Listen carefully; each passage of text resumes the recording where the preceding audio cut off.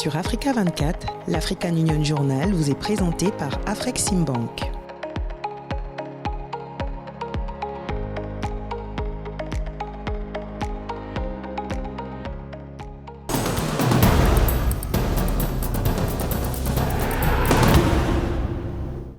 Madame, Messieurs, bienvenue à cette nouvelle édition de l'African Union Journal, votre programme hebdomadaire consacré à l'actualité de l'Union africaine. Au sommaire de cette édition, nous ferons une immersion au cœur des défis et enjeux de l'économie bleue en Afrique.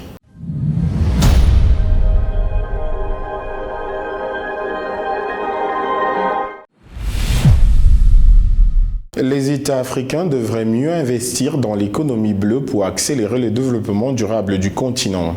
Tel est le plaidoyer des chefs d'État africains qui se sont réunis du 12 au 14 juin 2023 à Moroni, la capitale de l'Union des Comores, pour échanger sur les défis et les opportunités liées à la valorisation des ressources marines sur le continent. Comment tirer profit des vastes potentialités de l'économie bleue en Afrique? Explication dans ce reportage signé Philomène Tine. L'une des alternatives pour développer des économies plus durables, fortes et résilientes en Afrique est l'économie bleue selon de nombreux experts. De la pêche au pétrole et au gaz, en passant par le tourisme, le potentiel est gigantesque. Dans cette perspective, l'Union africaine défend les approches de développement d'une économie bleue durable. L'économie bleue qui représente une valeur économique annuelle estimée à 3 000 milliards de dollars constitue une parfaite opportunité pour l'ensemble de notre cher continent. Ainsi, je suis convaincu que cette ressource que représente l'océan, une fois bien exploitée et mise en valeur, nous permettra d'atteindre nos objectifs de développement. L'Afrique, avec son vaste littoral, ses abondantes ressources maritimes et ses nombreux États insulaires, occupe une position unique dans la sphère de l'économie bleue mondiale. Cependant, le vrai défi du continent est de parvenir à tirer les meilleurs avantages de l'immense potentiel de l'économie bleue pour asseoir un développement durable sans porter préjudice à l'écosystème. L'accélération de la mise en œuvre de l'initiative de la Grande Muraille Bleue contribuera à protéger et à restaurer nos écosystèmes marins, renforcera la résilience et assurera des moyens de subsistance durables aux communautés côtières. Les attentes de telles communautés sont immenses en termes d'emplois bleus, des chaînes de valeur bleues et d'économie bleue pour la zone de libre-échange continentale africaine. Le seul secteur de la pêche, le plus important des secteurs de l'économie bleue africaine, assure la sécurité alimentaire et la nutrition de plus de 200 millions d'Africains et génère une valeur ajoutée estimée à plus de 24 milliards de dollars pour le continent. Les eaux marines et les zones côtières de l'Afrique sont vitales pour les moyens de subsistance des millions de personnes. Elles fournissent des emplois, des revenus et la sécurité alimentaire, ainsi que des services climatiques et une biodiversité inestimable. Alors, nous sommes animés par un objectif commun, celui de libérer l'immense potentiel de nos océans, tout en les préservant pour les générations à venir.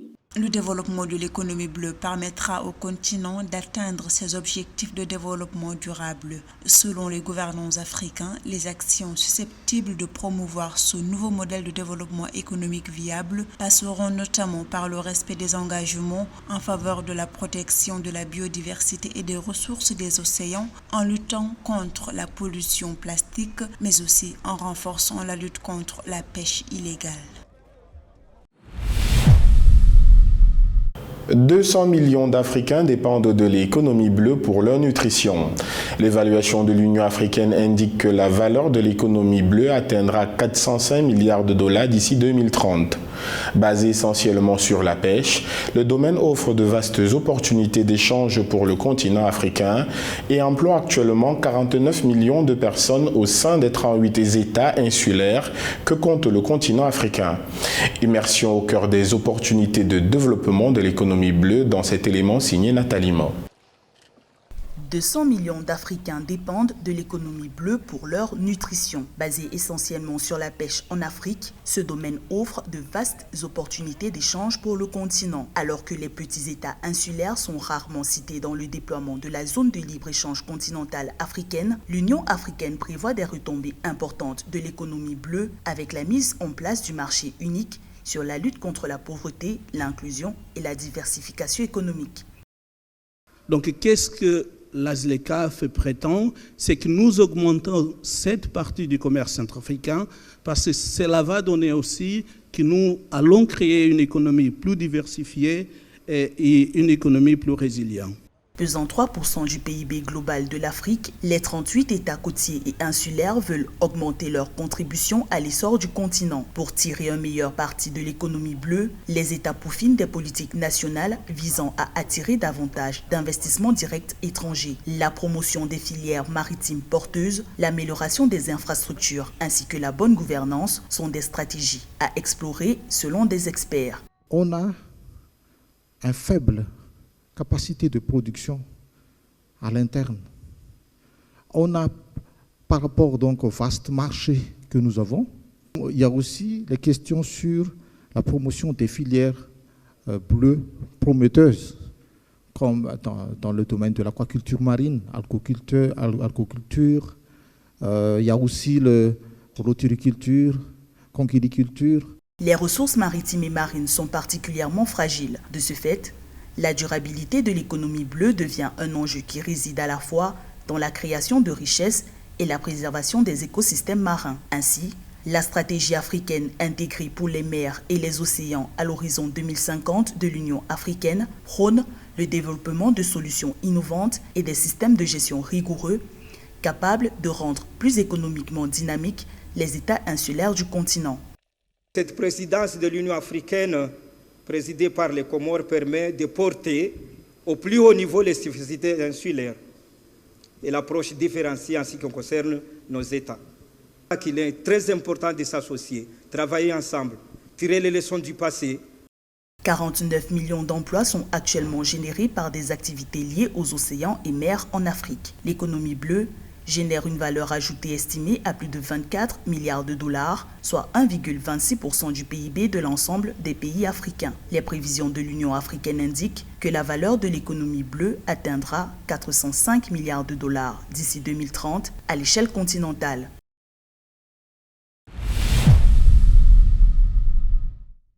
7 États insulaires africains et 5 pays côtiers de l'océan Indien occidental ont adopté la déclaration de Moroni le 14 juin 2023 au terme de la Blue Future Conference, une conférence ministérielle sur l'économie bleue et l'action climatique en Afrique.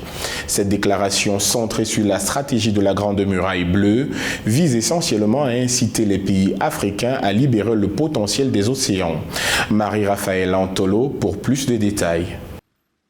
Dans l'optique de mettre à l'abri les océans africains et l'océan Indien occidental de la pollution et bénéficier du potentiel de l'économie bleue, tout en contrant les effets du changement climatique en Afrique, une déclaration a été adoptée le 14 juin 2023, jour de clôture de la conférence ministérielle sur l'économie bleue et l'action climatique en Afrique. Intitulée Déclaration de Moroni, cette déclaration englobe les spécialités des États insulaires africains, le soutien à l'initiative de la Grande Muraille bleue pour une économie bleue durable et régénératrice et la stratégie de la promotion d'un nouveau partenariat dans l'économie bleue.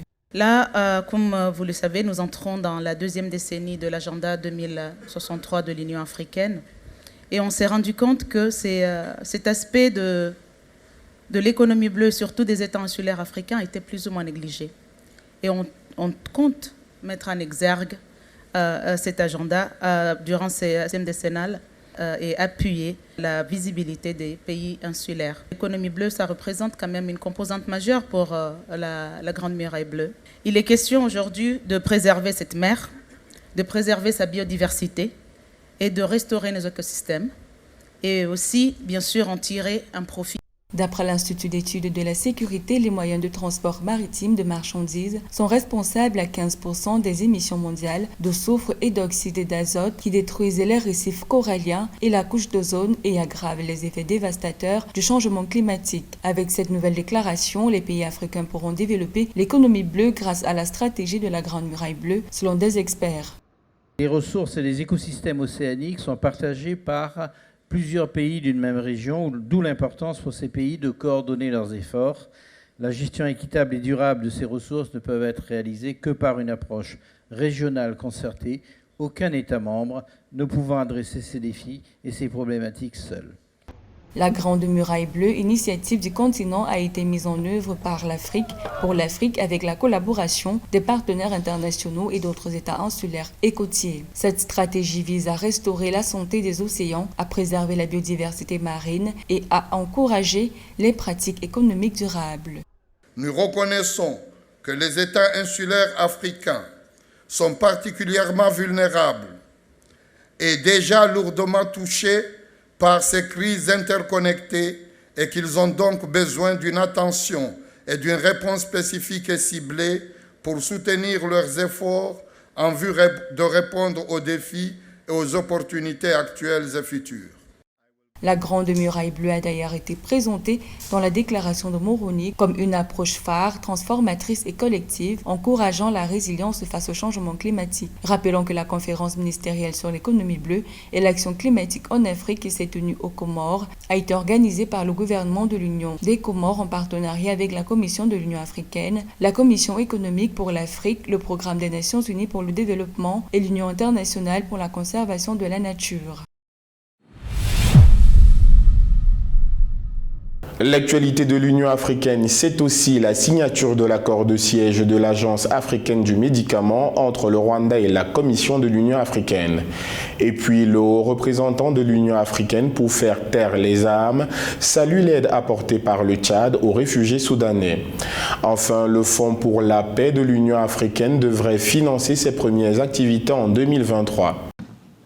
Le gouvernement rwandais et la Commission de l'Union africaine ont signé le 10 juin 2023 à Kigali l'accord du pays hôte pour l'Agence africaine du médicament, AMA. Le document a été signé côté rwandais par le ministre de la Santé Sabin Nsanzimana et côté Union africaine par la commissaire chargée de la Santé, des Affaires humanitaires et du développement social Aminata Samate Sessouma. L'accord permet une avancée dans la mise en œuvre de cette agence spécialisée de l'organisation panafricaine créée en février 2019 lors de la 32e session ordinaire de la conférence des chefs d'État et de gouvernement de l'Union africaine. L'Agence africaine du médicament a pour objectif principal d'améliorer les capacités des États membres et des communautés économiques régionales à réglementer des produits médicaux en vue d'améliorer l'accès à des produits médicaux de qualité sans risque et efficaces sur le continent.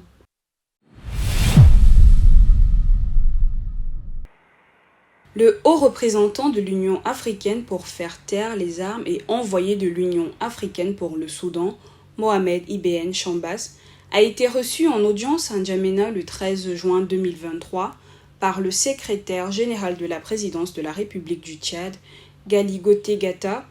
Dans le cadre de la rencontre, l'émissaire de l'Union africaine a salué les efforts du Tchad en termes d'accueil des réfugiés, dont ceux du Soudan, et appelé la communauté internationale à soutenir l'effort humanitaire du pays d'Afrique centrale. Au 15 juin 2023, l'Agence des Nations Unies pour les réfugiés dénombre 116 916 nouveaux réfugiés soudanais répartis à travers 31 villages du Tchad. Le nombre pourrait atteindre 200 000 au cours des 3 prochains mois selon les perspectives du HCR.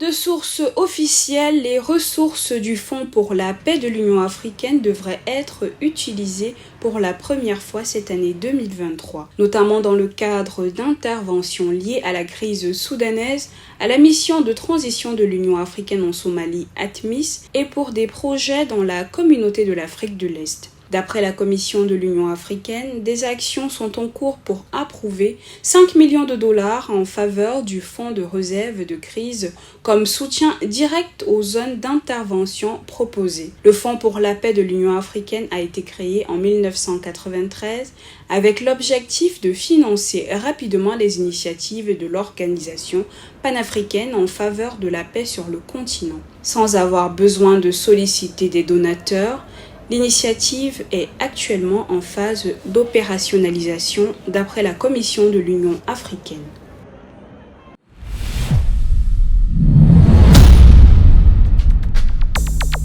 La Commission de l'Union européenne, la Fondation européenne pour la formation en partenariat avec les communautés économiques régionales organise du 11 au 13 juillet 2023 à Addis Abeba en Éthiopie la réunion de validation de la deuxième phase du cadre continental africain des certifications.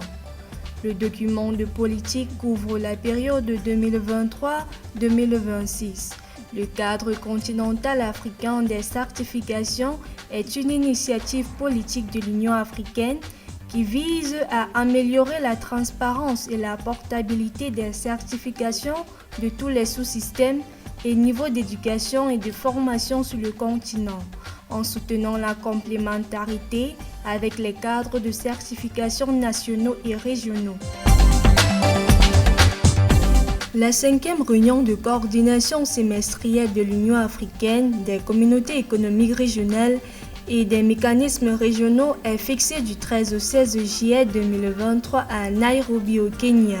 La réunion de coordination semestrielle prévue le 16 juillet sera précédée par la 43e session ordinaire du Conseil exécutif de l'Union africaine les 13 et 14 juillet 2023.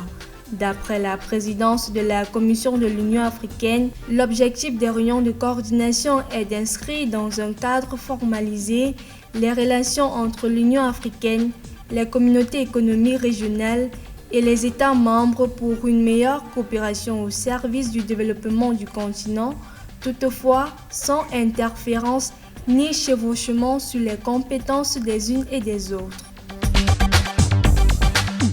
Le pôle de qualité interpays de l'Association pour le développement de l'éducation en Afrique sur l'enseignement et l'apprentissage, hébergé par le Rwanda, organise le 28 juillet 2023 une conférence virtuelle pour discuter du rôle des enseignants retraités dans le renforcement de l'enseignement et de l'apprentissage en Afrique.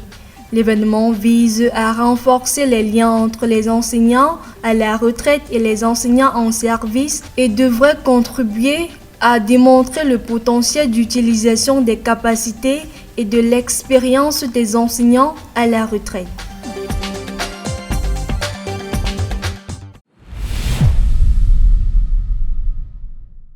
Place à présent au portrait de cette édition.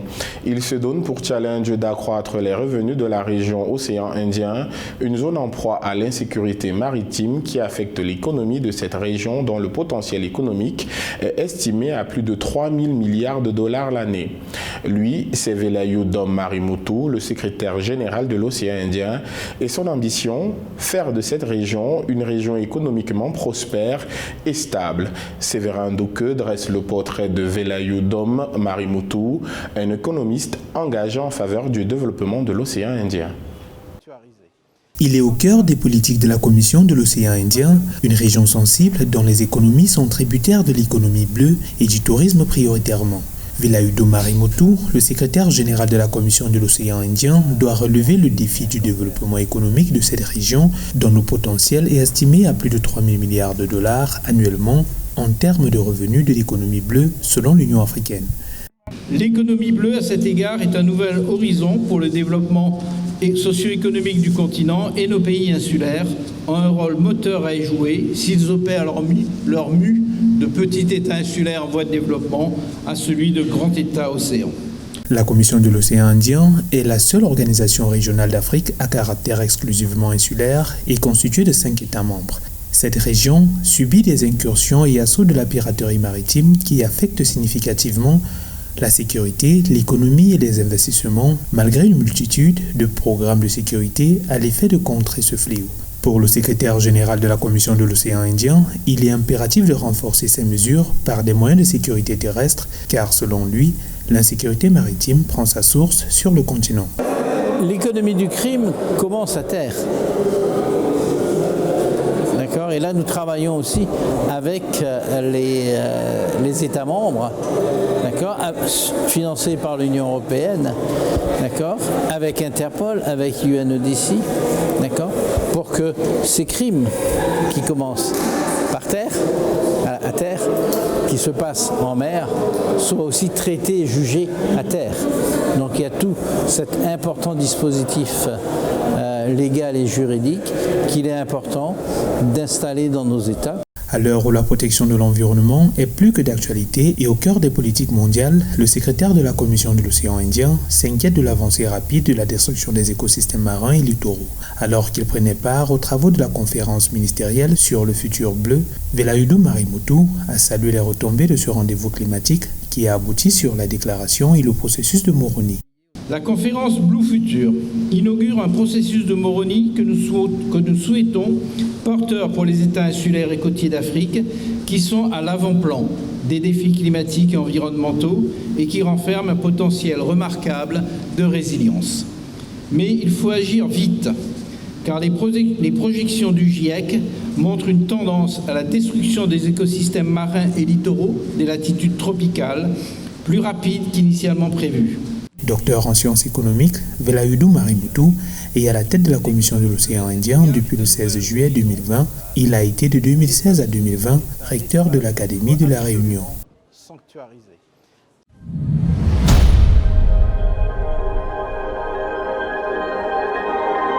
Merci d'avoir suivi cette édition de l'African Union Journal. Restez sur Africa 24 pour une nouvelle édition de l'actualité. Et vous le savez déjà, le meilleur de l'actualité africaine, c'est aussi sur notre site africa24tv.com et sur l'ensemble de nos réseaux sociaux, Facebook, Twitter, YouTube et LinkedIn.